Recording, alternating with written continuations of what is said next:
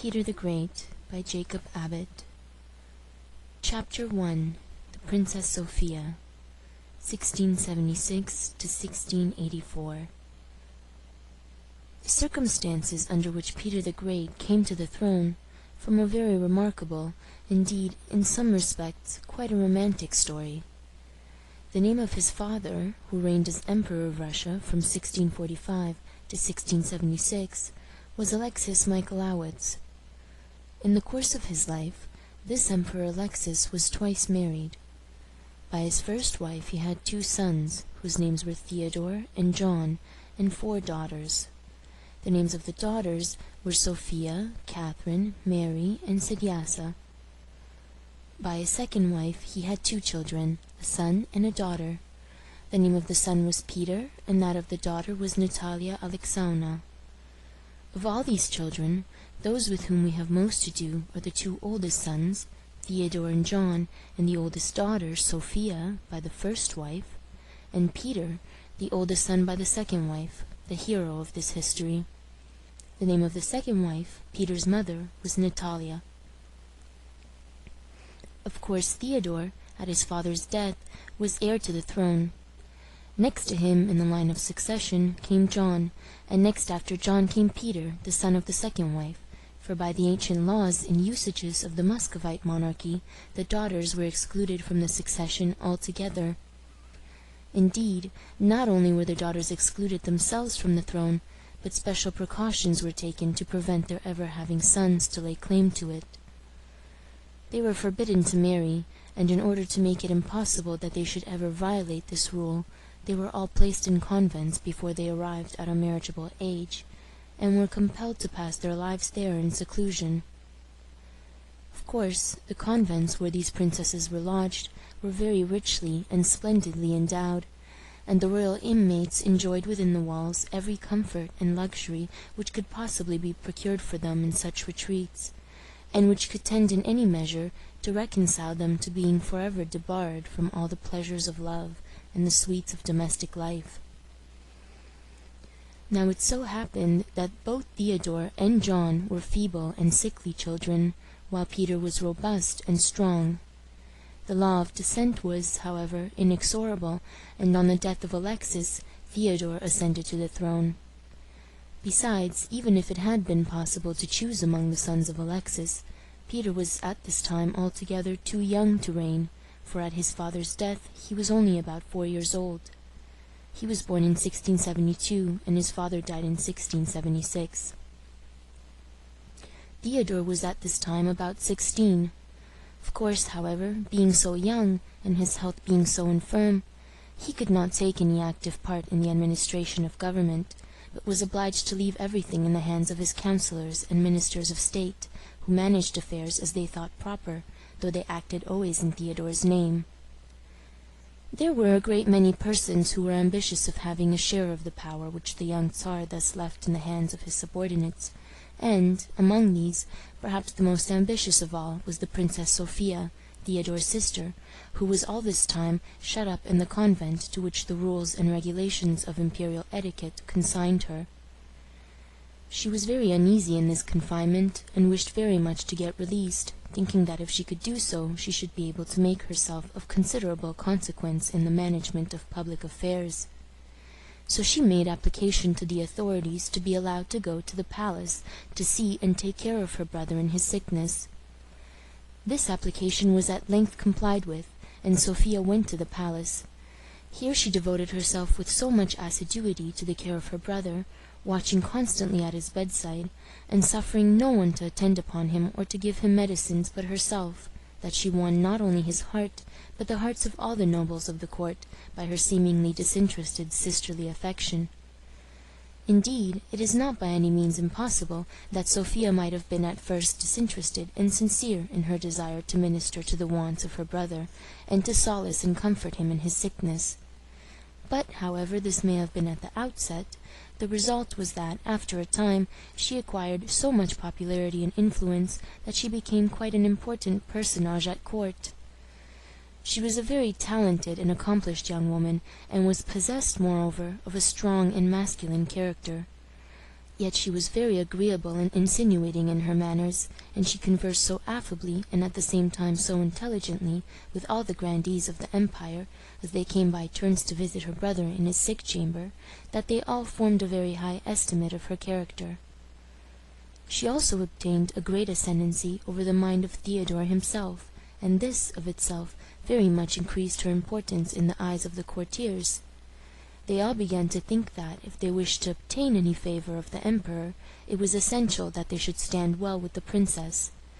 Thus everyone, finding how fast she was rising in influence, wished to have the credit of her being her earliest and most devoted friend, so they all vied with each other in efforts to aid in aggrandizing her. Things went on in this way, very prosperously for a time, but at length, as might have been anticipated, suspicions and jealousies began to arise, and, after a time, the elements of a party opposed to the princess began to be developed. These consisted chiefly of the old nobles to the empire, the heads of the great families who had been accustomed under the emperors to wield the chief power of the state. These persons were naturally jealous of the ascendancy which they saw that the princess was acquiring, and they began to plot together in order to devise means for restricting or controlling it. But, besides these nobles, there was another very important power at the imperial court at this time, namely, the army. In all despotic governments, it is necessary for the sovereign to have a powerful military force under his command, to maintain him in his place, and it is necessary for him to keep this force as separate and independent as possible from the people. There was in Russia at this time a very powerful body of troops, which had been organized by the emperors and was maintained by them as an imperial guard. The name of this body of troops was the Strelets, but in order not to encumber the narrative unnecessarily with foreign words, I shall call them simply the Guards. Of course, a body of troops like these, organized and maintained by a despotic dynasty for the express purpose, in a great measure, of defending the sovereign against his subjects, becomes in time a very important element of power in the state. The officers form a class by themselves, separate from and jealous of the nobles of the country, and this state of things has often led to very serious collisions and outbreaks. The Guards have sometimes proved too strong for the dynasty that created them, and have made their own generals the real monarchs of the country. When such a state of things as this exists, the government which results is called the military despotism. This happened in the days of the Roman Empire. The army, which was originally formed by the regular authorities of the country, and kept for a time in strict subjection to them, finally became too powerful to be held any longer under control, and they made their own leading general emperor for many successive reigns, thus wholly subverting the republic which originally organized and maintained them. It was such a military body as this which now possessed great influence and power at Moscow. The Princess Sophia, knowing how important it would be to her to secure the influence of such a power upon her side, paid great attention to the officers, and omitted nothing in her power which was calculated to increase her popularity with the whole corps.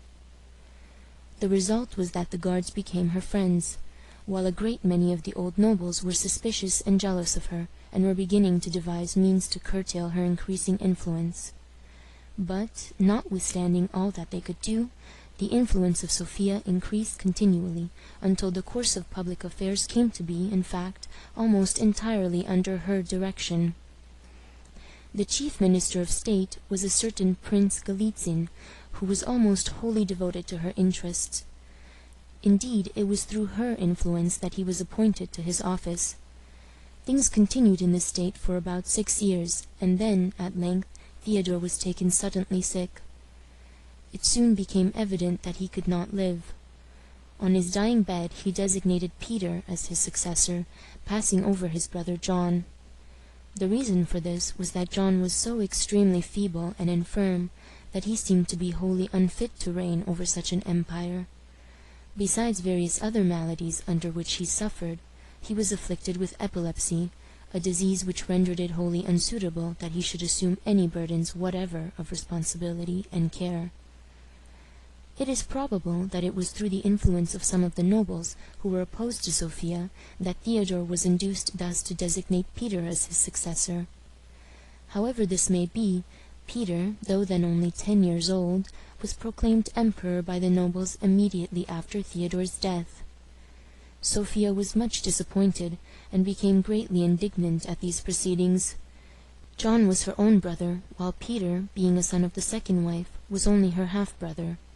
John, too, on account of his feeble health, would probably never be able to take any charge of the government, and she thought that, if he had been allowed to succeed Theodore, she herself might have retained the real power in her hands as regent as long as she lived, whereas Peter promised to have strength and vigor to govern the empire himself in a few years, and in the meantime, while he remained in his minority, it was natural to expect that he would be under the influence of persons connected with his own branch of the family who would be hostile to her, and that thus her empire would come to an end.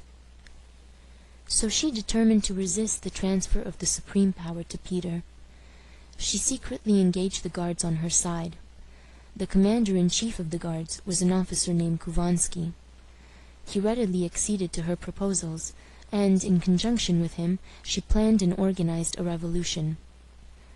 In order to exasperate the people and the guards, and excite them to the proper pitch of violence, Sophia and Khovansky spread a report that the late emperor had not died a natural death, but had been poisoned.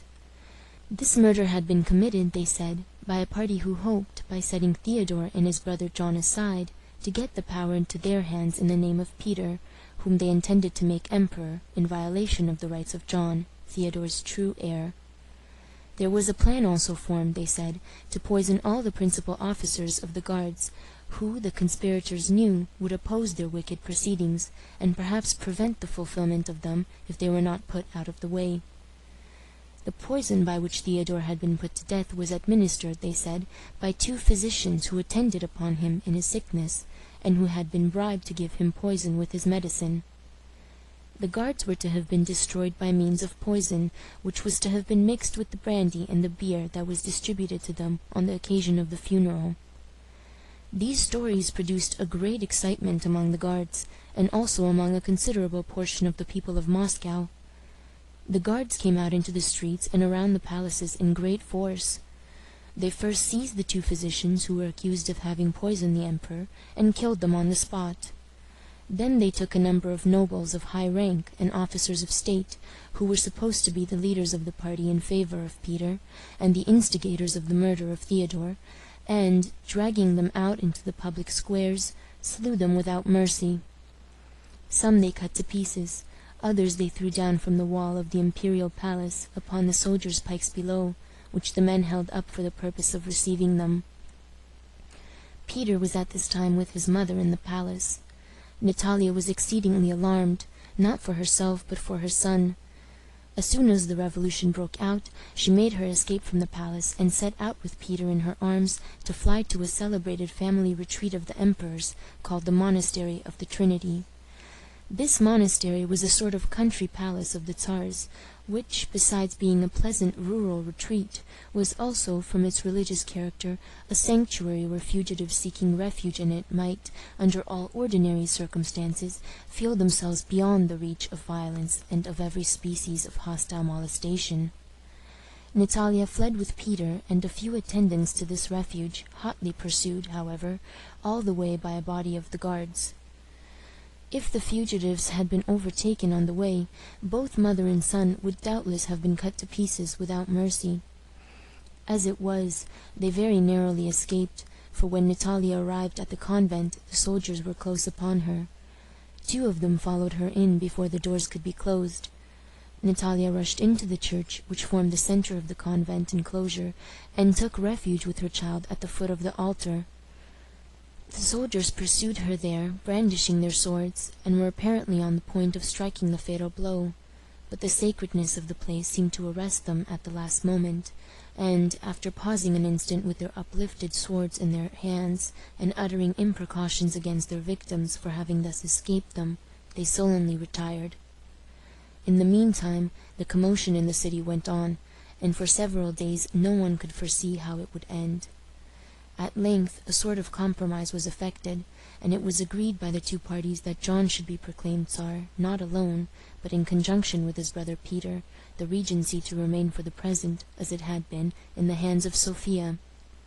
Thus Sophia really gained all her ends, for the retaining of Peter's name, as nominally Tsar in conjunction with his brother, was of no consequence, since her party had proved itself the strongest in the struggle, and all the real power remained in her hands. She had obtained this triumph mainly through Couvansky and the Guards, and now, having accomplished her purposes by means of their military violence, she wished, of course, that they should retire to their quarters, and resume their habits of subordination, and of submission to the civil authority. But this they would not do.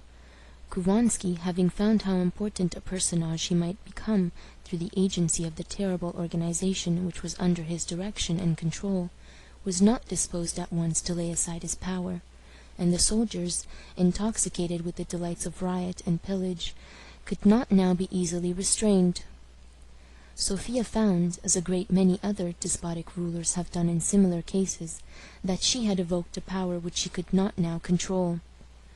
Couvansky and the troops under his command continued their ravages in the city, plundering the rich houses of everything that could gratify their appetites and passions, and murdering all whom they imagined to belong to the party opposed to them. Sophia first tried to appease them and reduce them to order by conciliatory measures. From the monastery of the Trinity, to which she had herself now retreated for safety, she sent a message to Couvansky and to the other chiefs of the army, thanking them for the zeal which they had shown in revenging the death of her brother, the late emperor, and in vindicating the rights of the true successor, John, and promising to remember, and in due time to reward, the great services which they had rendered to the state. She added that now, since the end which they all had in view in the movement which they had made had been entirely and happily accomplished, the soldiers should be restrained from any farther violence, and recalled to their quarters. This message had no effect. Indeed, Couvansky, finding how great the power was of the corps which he commanded, began to conceive the idea that he might raise himself to the supreme command. He thought that the guards were all devoted to him, and would do whatever he required of them. He held secret conferences with the principal officers under his command, and endeavored to prepare their minds for the revolution which he contemplated by representing to them that neither of the princes who had been proclaimed were fit to reign. John, he said, was almost an imbecile, on account of the numerous and hopeless bodily infirmities to which he was subject. Peter was yet a mere boy, and then, besides, even when he should become a man, he would very likely be subject to the same diseases with his brother. These men would never have either the intelligence to appreciate or the power to reward such services as the guards were capable of rendering to the state, whereas he, their commander, and one of their own body, would be both able and disposed to do them ample justice. Couvansky also conceived the design of securing and perpetuating the power which he hoped thus to acquire through the army by a marriage of his son with one of the princesses of the imperial family. He selected Catherine, who was Sophia's sister, the one next in age to her, for the intended bride. He cautiously proposed this plan to Sophia, hoping that she might be induced to approve and favor it, in which case he thought that every obstacle would be removed from his way, and the ends of his ambition would be easily and permanently attained. But Sophia was perfectly indignant at such a proposal. It seemed to her the height of presumption and audacity for a mere general in the army to aspire to a connection by marriage with the imperial family, and to a transfer in consequence of the supreme power to himself and to his descendants forever. She resolved immediately to adopt vigorous measures to defeat these schemes in the most effectual manner. She determined to kill Couvansky.